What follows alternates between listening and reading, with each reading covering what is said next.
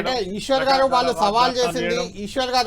సవాల్ చేసింది క్యాబినెట్ లో ఏం పంచాయతీలు జరగలేదు అని హరీష్ రావు సవాల్ చేస్తే, నేను క్యాబినెట్ లో జరిగినటువంటి విషయం కూడా ఏంటంటే క్యాబినెట్ లో ప్రజా సమస్యల పైన ఎప్పుడైనా సీరియస్ గా చర్చ జరుగుతుంటది.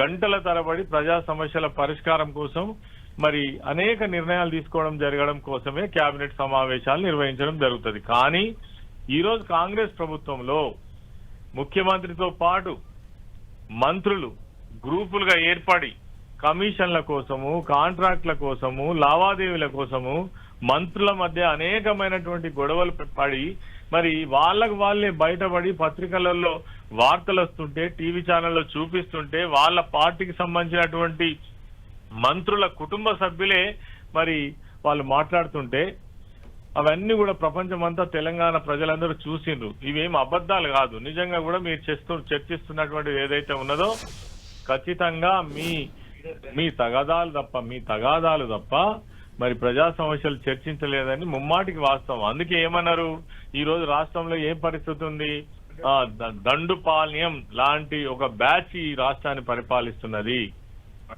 మరి కాబట్టి దానిలో ఏమి అబద్ధం ఏముంది, స్వయంగా మీ ముఖ్యమంత్రి గారే కదా 50 లక్షలతోటి దొరికిన దొంగ కదా.